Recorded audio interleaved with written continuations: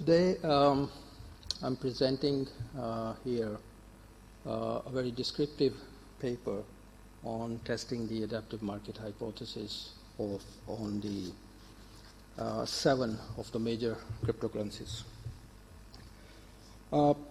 This is still a work in progress, so we are looking for further directions into that. We have outlined some agendas for the future, but of course your feedback on this one would be very much appreciated. So what we are talking about in this paper is the revolution, technological revolution that we are now going through. Many people consider it as one of the biggest technological revolution era we are living in. They say that it's the biggest of all, maybe the fastest of all, and most probably the scariest of all. We have seen some technological revolutions and some co-integrating or cooperating or going together with the recessions in the economy in the past. So whenever we see that there is a big technological revolution is coming, initially we know that the sentiment and the media hype is too high. That puts the prices too high, sometimes in a range which is probably not achievable by any fundamentals. But suddenly when people realize the true impact of the revolution or the new technology, then the people re-evaluate the prices of the companies or even the prices of that technology, so that the prices go down, and then suddenly we see that there is a steep decline in the valuation of those companies who have adopted these new technologies. So Bitcoin and all the other currencies are also not a different case. We have seen that in 2017, in the December, the Bitcoin price was trading at about $20,000 for one coin. And that was the time when most of the academic people started to get more kind of attention on this technology or on this side of the market. But then after that we see that there was a deep decline. But it happens. It happens in almost all other technologies. Because initially people, when they do not realize, we just make the valuations based on our own assumptions, and sometimes we are too optimistic about the adaptability of the new technologies and new products. But when the things clear up and we downgrade our expectations, the prices and the valuation of the new technologies go down. So just to give you a brief introduction about the cryptocurrencies, we know that there are differences. They are generated mostly by computers using the blockchain technology, whereas the other traditional fiat currencies are issued by the governments. We have a decentralized, controlled in the cryptocurrencies case, and we have a digital medium of exchanges. So all the exchanges are the OTC. Like there is no real place for exchanges for these cryptocurrencies, and there is also a limited supply of the cryptocurrencies. Whereas in case of the traditional fiat currencies, we have the unlimited supply and we have the physical medium of exchange. So. Just to give you a brief idea about the money that we are talking about in this paper, it's probably you don't see the red dot here, which is inside the green dot here. So that's the relative size of the cryptocurrency market at the moment. We have about 90.7 trillion of all money, of which 73 trillion has been invested in the stock markets, and the gold market is about 7.6 trillion. And all cryptocurrencies value at the end of July 2019 was 250 billion around. So we see that there was an increased interest and media hype but still the size of the market is small. The total market capitalization at its maximum reached to 600 billion in December 2017, and before it slid down to 250 in July 2018. And then even it went down to something around 150 billion in September. So the trading volumes are about 14 billion a day, US dollar, while the daily forex trades are about $5 trillion a day. Generally, of course, we have very large spreads in cases of cryptocurrencies. Probably they can go to even some dollars. But in case of the forex, like in the real currencies, the maximum spread could be just a few cents. But there is a lot of interest.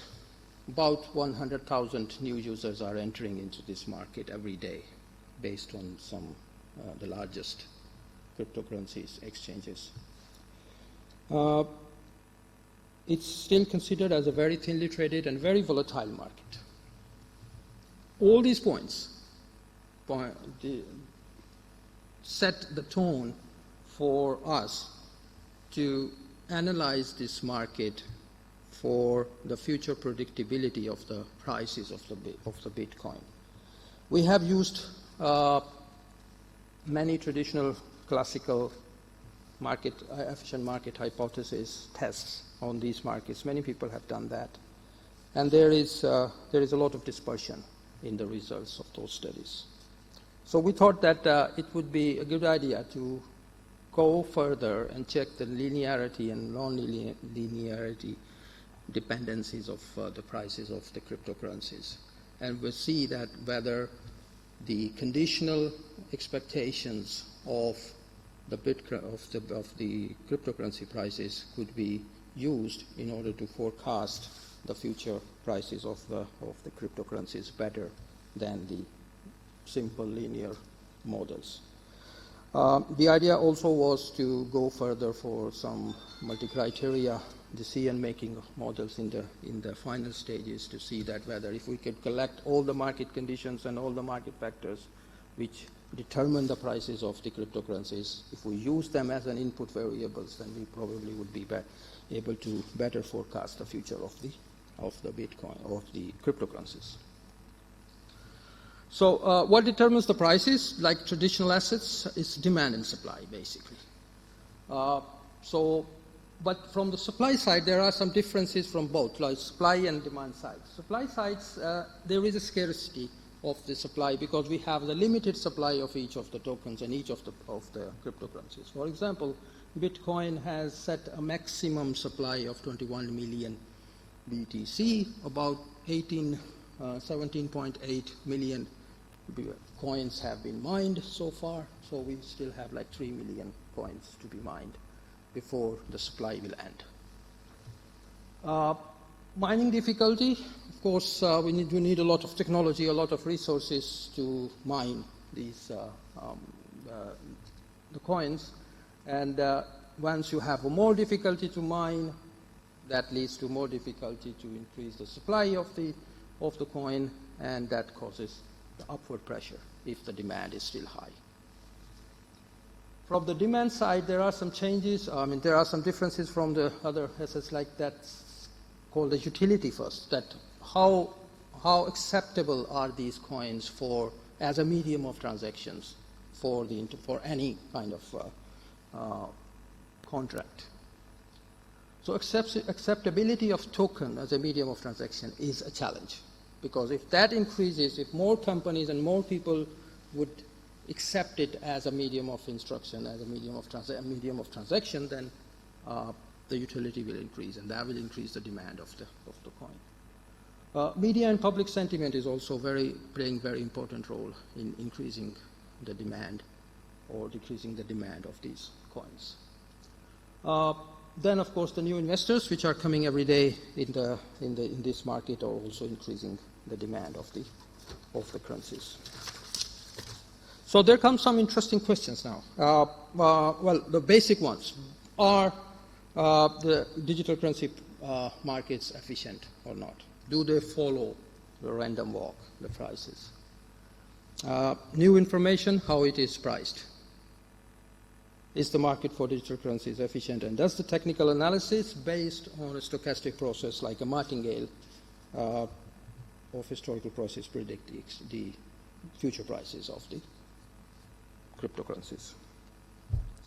So these are some very basic, interesting questions, because once we are dealing in them as, or considering them as a financial assets. Recently there has been some articles written on that one, on the cryptocurrencies, that they consider it now that the bitcoins and the other cryptocurrencies are behaving like safe havens for the investors. And we have seen that recently, last week when the yield curve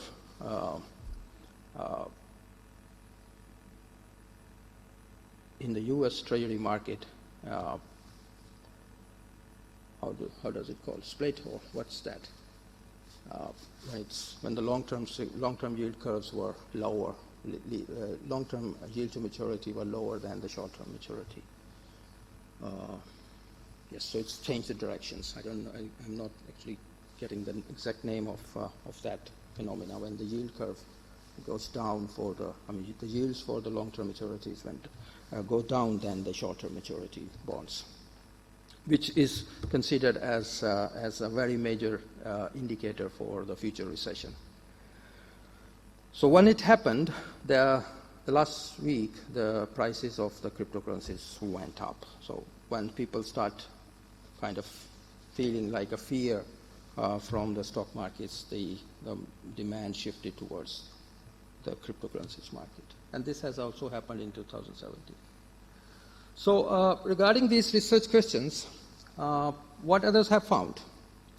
Well, we are not the first one to test the market efficiency on cryptocurrencies, but mostly the earlier studies have tested the classical efficient market hypothesis and using only one cryptocurrency called Bitcoin.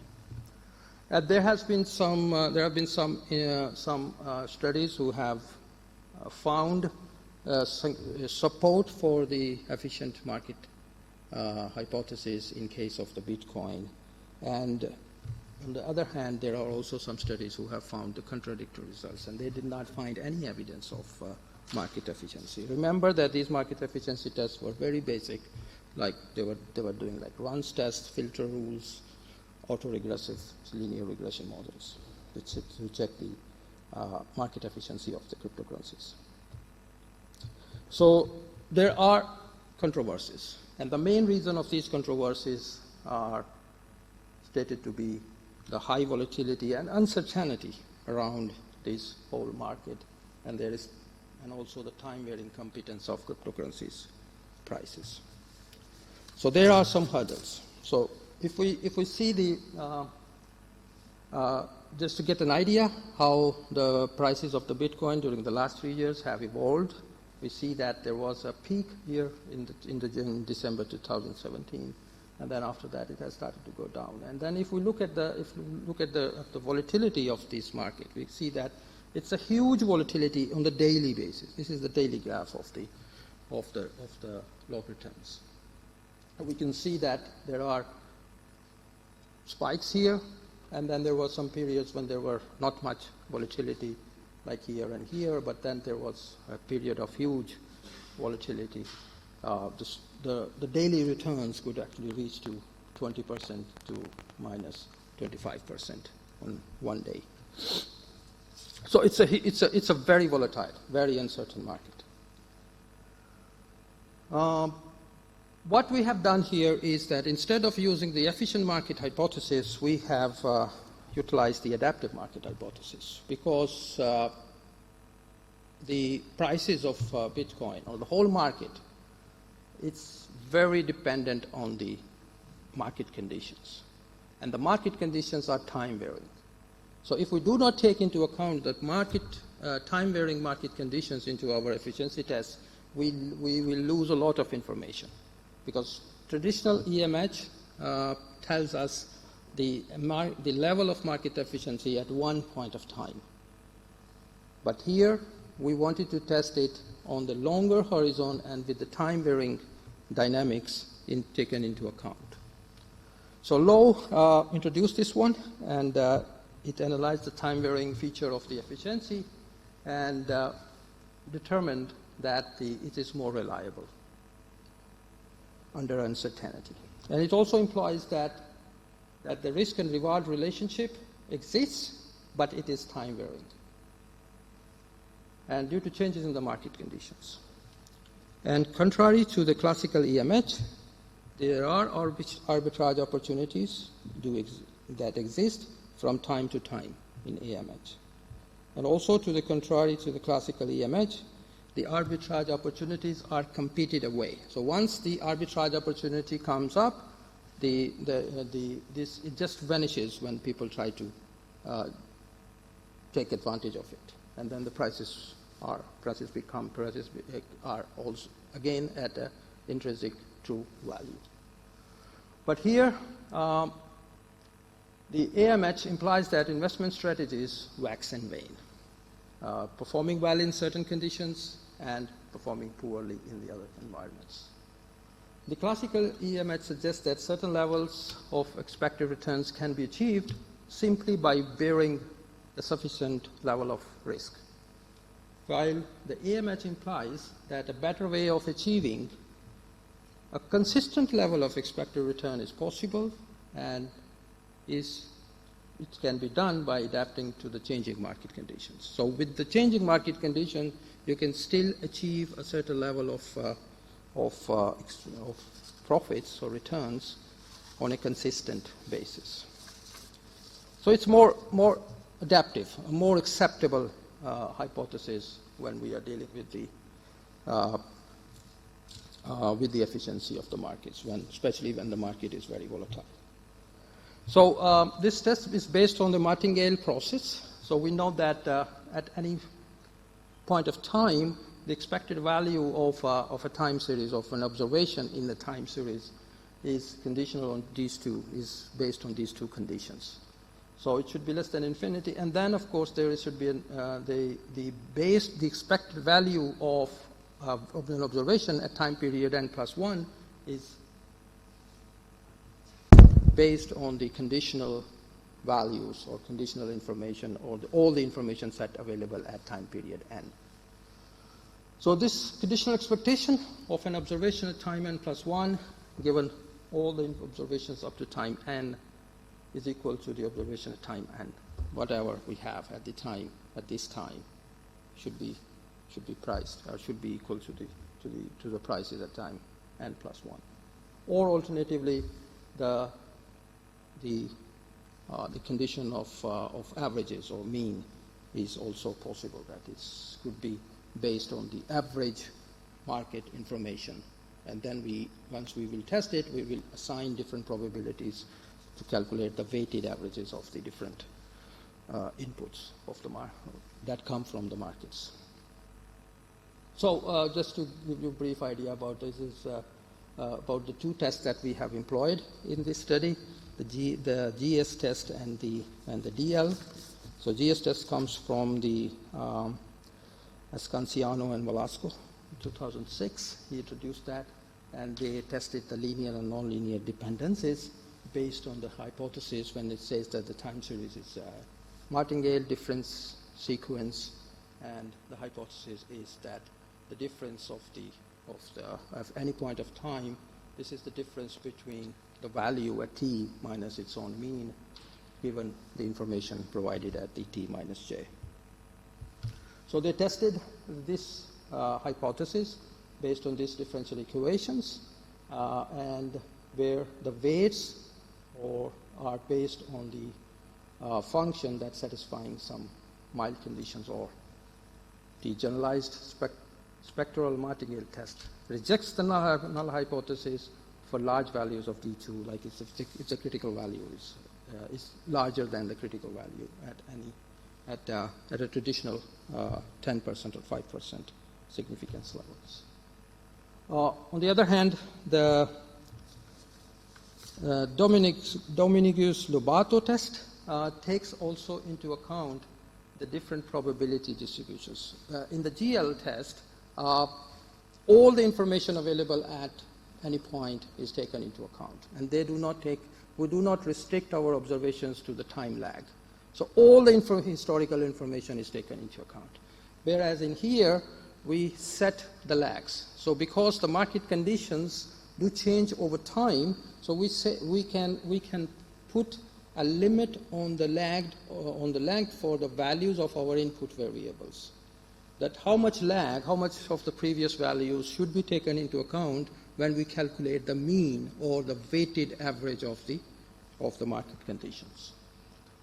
So anyway, the test statistics are based on the CVM,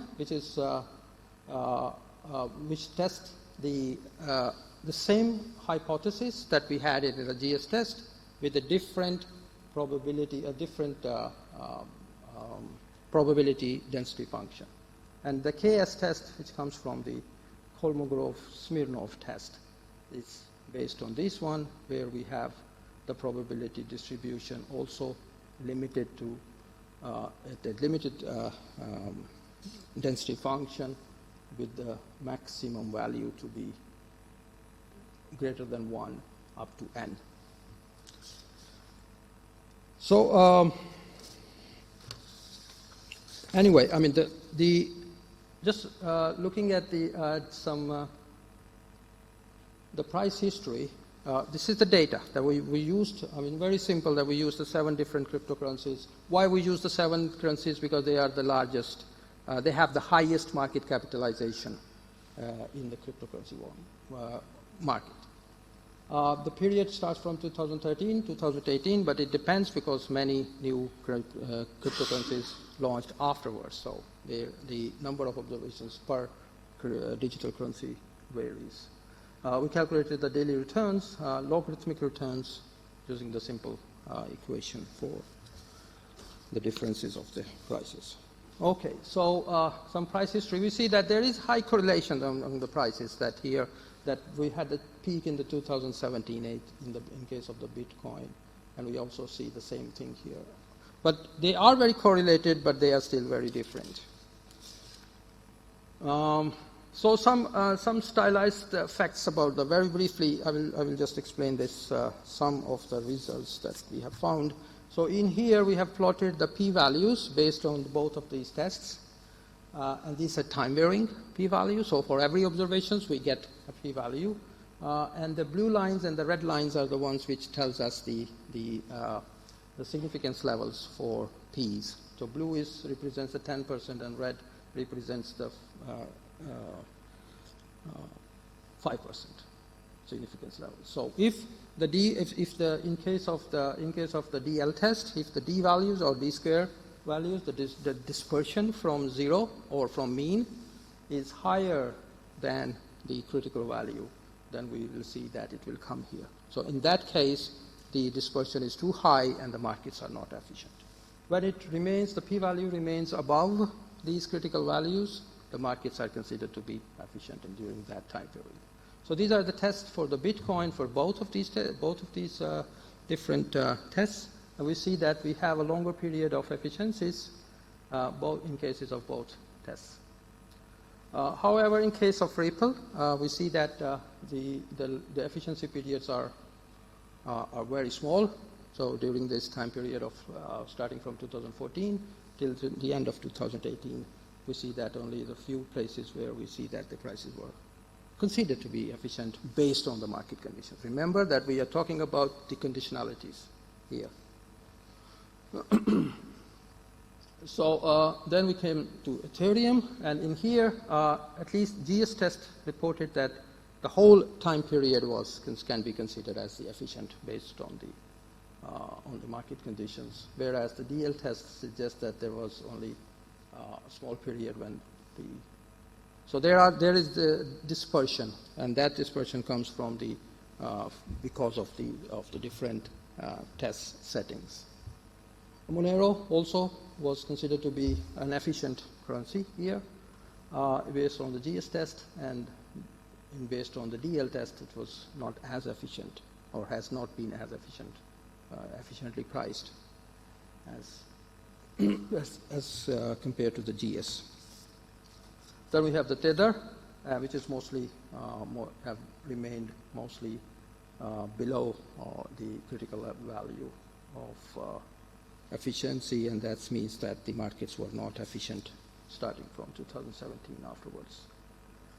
The Litecoin was also considered to be mostly the longer periods of efficiencies were seen here.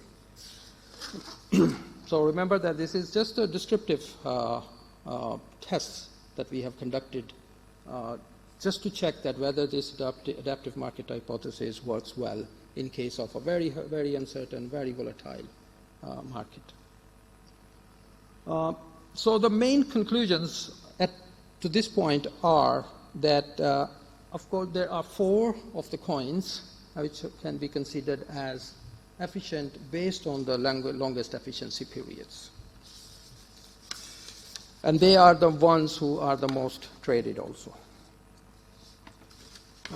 We also find that time-varying market conditions have significant impact on prices and their fluctuations. So time-varying conditions must be taken into account when we are doing any kind of forecasting or valuation for the cryptocurrencies. Both linear and nonlinear dependencies in price movements of selected currencies were higher and lower in different time periods. So we see that there is a time-varying also dependencies in terms of the market conditions. We suggest to use adaptive market hypothesis, at least for now, for testing the efficiency of digital currency market for forecasting.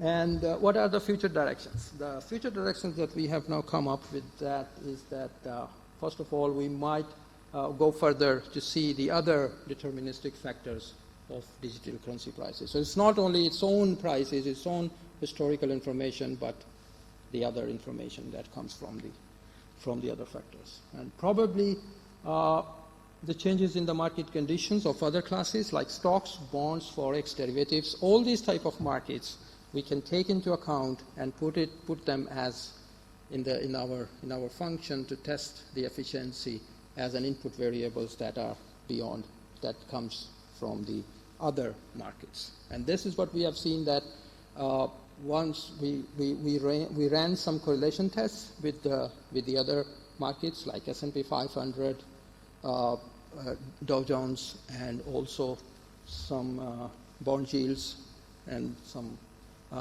other classical or traditional currencies. And we found that the correlations are actually increasing over time. So that means that there probably are lesser of the benefits of diversification in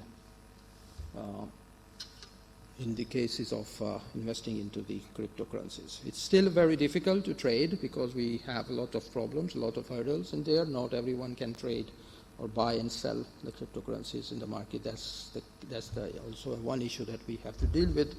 But because that brings up a new dimension of transaction cost into our analysis, which is also one of our future directions, our future step to be taken. So, so far, this is all we have done. There are some references, and thank you very much for your attention, and your questions, suggestions are very welcome. Thank you.